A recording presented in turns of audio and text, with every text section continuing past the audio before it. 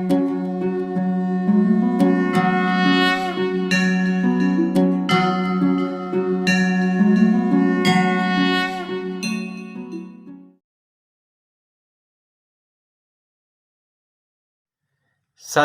नमस्ते, आदाब। मैं हूं नवीद नील और आप देख रहे हैं हमारा यूट्यूब चैनल हिंदी अदब।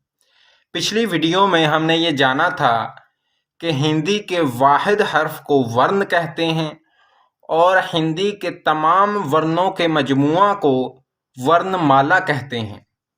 हिंदी वर्णमाला को दो बड़े हिस्सों में तकसीम किया जाता है। एक हिस्से में मौजूद वर्णों को व्यंजन और दूसरे हिस्से में मौजूद वर्णों को स्वर कहा जाता है। और जब स्वरों को उनकी नामुकम्मल शक्ल में लिखा जाता है तो उन्हें मात्रा कहा जाता है।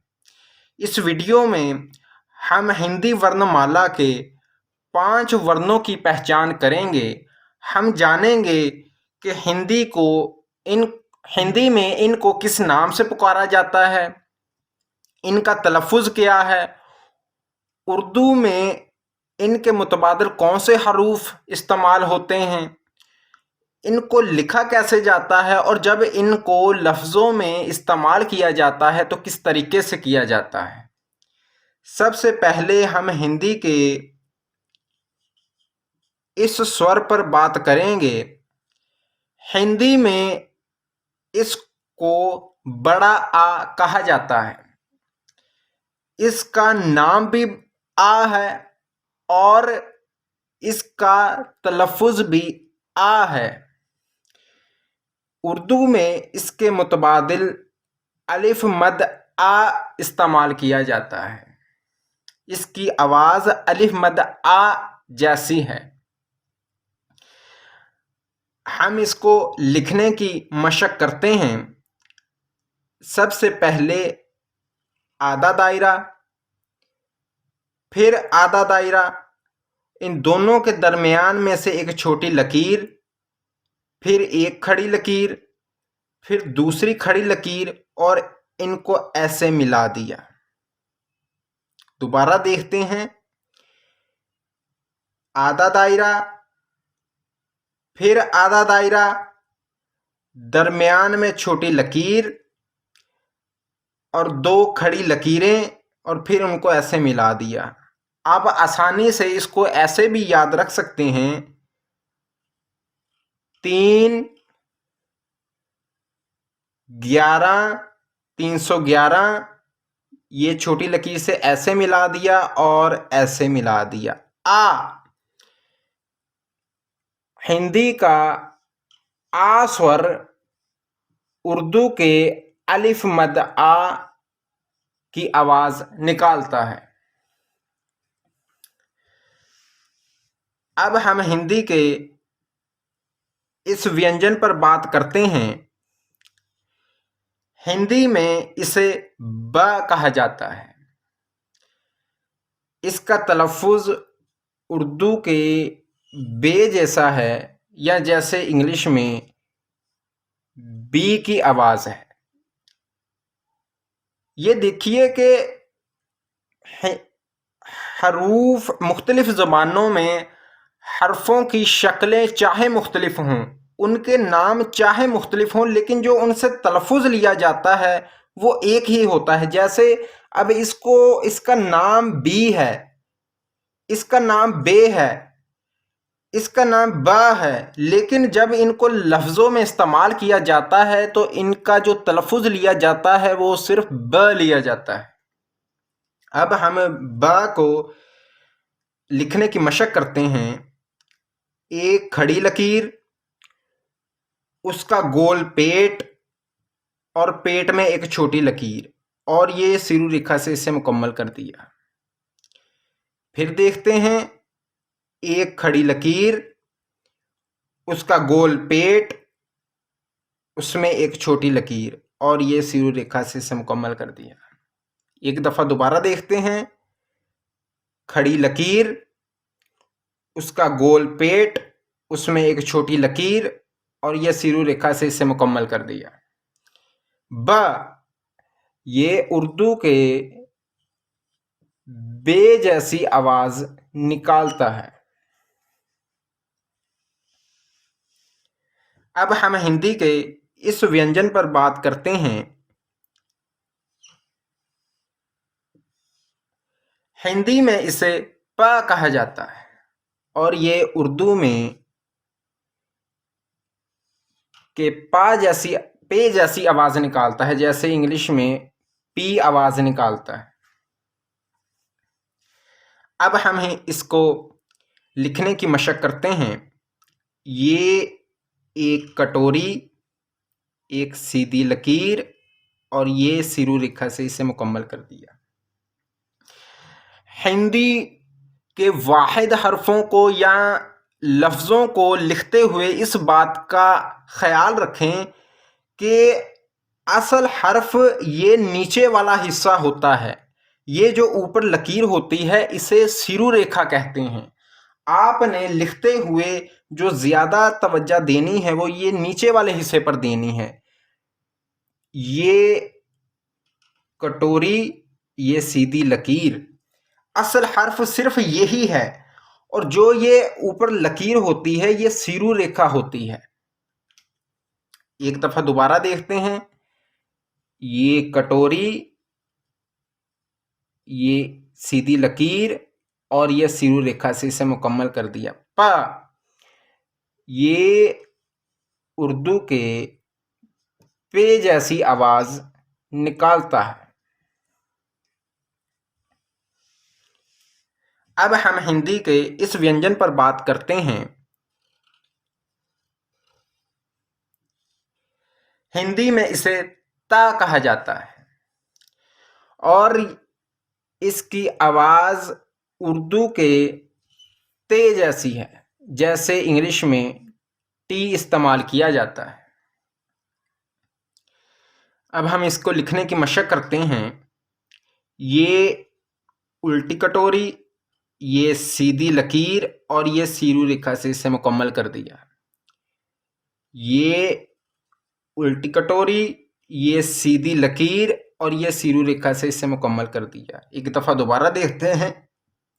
ये उल्टी कटोरी, ये सीधी लकीर और ये सीरू रेखा से इसे मुकम्मल कर दिया। ता ये उर्दू के ते की आवाज निकालता है। अब हमने हिंदी के जिन वर्णों की पहचान की है इनको मिलाकर हिंदी के अल्फाज बनाने की मशक करते हैं। हम लफ्ज लिखते हैं आप। अब हमने हिंदी में आप लिखना है तो हमें हिंदी का सबसे पहले कोई ऐसा वर्ण चाहिए जो आ की आवाज निकाले, तो वो है आ स्वर। और हिंदी को लिखते हुए इस बात को याद रखें कि हिंदी को बाएं से दाएं की जानब लिखा जाता है। तो हम सबसे पहले आ स्वर को बाएं जानब लिखेंगे, आ। अब हमें हिंदी का कोई ऐसा वर्ण चाहिए जो पे की आवाज दे, तो वो है पा। तो हम ये पा लिखेंगे और इसको ये ऐसे मुकम्मल कर देंगे, आप। आ स्वर, पा, आप। अब हम एक लफ्ज लिखते हैं आब। अब हमें दोबारा आ की जरूरत है तो हम ये आ स्वर लेंगे। अब हमें हिंदी का कोई ऐसा वर्ण चाहिए जो बे की आवाज निकाले और वो है ब, तो हम ये बा लेंगे और ये सीरू रेखा से इसे मिलाकर एक लफ्ज बना देंगे, आ स्वर, ब और ये आब।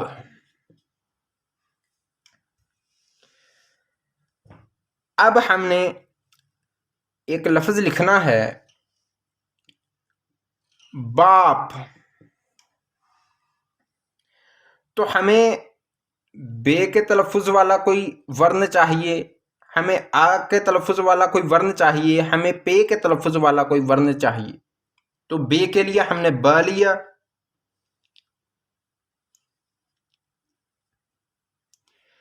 अब हमें आ का तलफ़ुज़ चाहिए, तो क्या हम हिंदी के इस स्वर को ऐसे लिख दें? नहीं, ये गलत होगा। अब हमने आ स्वर को बा के बाद में इस्तेमाल करना है, तो हमें यहाँ पर आ स्वर को मुकम्मल तौर पर नहीं लिखना, हमने यहाँ पर आ स्वर की मात्रा इस्तेमाल करनी है। और आ स्वर की मात्रा है ये एक खड़ी लकीर। तो ये हमने आ की मात्रा लिख दी। अब हमें पा की आवाज वाला वर्ण चाहिए और वो है पे, तो ये लिख दिया पे। बाप, ब आ की मात्रा प, बाप। अब हमें एक लफ्ज लिखते हैं बात। अब हम दोबारा बे के लिए बा लेंगे। अब हमने दोबारा आ की आवाज के लिए आ स्वर का इस्तेमाल करना है, तो हम जानते हैं कि अब हमने, क्योंकि हिंदी लफ्ज में पहले वर्ण के बाद में स्वर का इस्तेमाल करना है, तो हम उसको उसकी मात्रा के रूप में लिखेंगे और वो है ये आ की मात्रा। और अब हमने ये ते की आवाज वाला कोई हिंदी का वर्ण चाहिए और वो है त, तो ये हम ता लिख देंगे, बात। ब आ की मात्रा और ये त, बात। अब हमारे उर्दू जानने वाले कई नाजरीन के जहन में ये सवाल उठ रहा होगा कि आ स्वर अलिफ मद आ का तलफ़ुज़ देता है, तो हमने आप लिखना था तो हमने आ स्वर लगा दिया, आब लिखना था आ स्वर लगा दिया, लेकिन बाप में और बात में जो ये हमने अलिफ इस्तेमाल किया है, ये तो बगैर मद का अलिफ है। इसके लिए तो हिंदी का कोई ऐसा वर्ण होना चाहिए जो बगैर मद के अलिफ का तलफ़ुज़ दे। जी, हिंदी में बगैर मद के अलिफ के लिए जो एक स्वर है वो है छोटा आ। इसमें और बड़े आ में ये फर्क है कि बड़े आ में 2 डंडे होते हैं और इसमें 1 होता है। लेकिन हिंदी में बात, बाप, दादा, चाचा, नाना, इनमें जो हम उर्दू में जो बगैर मद का अलिफ इस्तेमाल करते हैं, उसके लिए जो मात्रा इस्तेमाल होती है वो आ की मात्रा है, वो छोटा आ स्वर नहीं है और ना ही इसकी कोई मात्रा होती है। तो आसानी से याद करने के लिए आप सिर्फ ये कुलिया रखें कि आ स्वर अलिफ मद आ की का तलफ़ुज़ रखता है। जब हमने अलिफ मद आ का इस्तेमाल करना है तब भी हम आ स्वर को इस्तेमाल करेंगे, और जब कहीं हम उर्दू में अलिफ, ऐसा अलिफ इस्तेमाल करते हैं जिस पर मद नहीं भी है, तब भी आ स्वर की मात्रा इस्तेमाल होगी। अब हम एक और लफ्ज लिखते हैं पा, पा। अब हमें पे के तलफ़ुज़ के लिए पा चाहिए, फिर आ चाहिए तो हम आ की मात्रा इस्तेमाल करेंगे, फिर पा चाहिए तो हम ये फिर पा लेंगे, और फिर आ चाहिए तो हम ये आ लेंगे, पा, पा। मैं अपने नाजरीन को जितनी आसानी से हो सके हिंदी सिखाने की कोशिश करूँगा। मैं अपने नाजरीन को हिंदी ग्रामर के ऐसे नामों या असूलों में नहीं उलझाना चाहता जिनसे उनको हिंदी सीखने में मुश्किल पेश आए। अभी हम हिंदी को पढ़ना सीख रहे हैं, तो इसके लिए हमें कुछ आसान कुलियों की ज़रूरत है जिनसे हम जल्द अज जल्द हिंदी को पढ़ना सीख जाएं। और जो हिंदी ग्रामर के असल असूल पाए जाते हैं वो हम तब पढ़ेंगे जब हम हिंदी को लिखना सीखेंगे।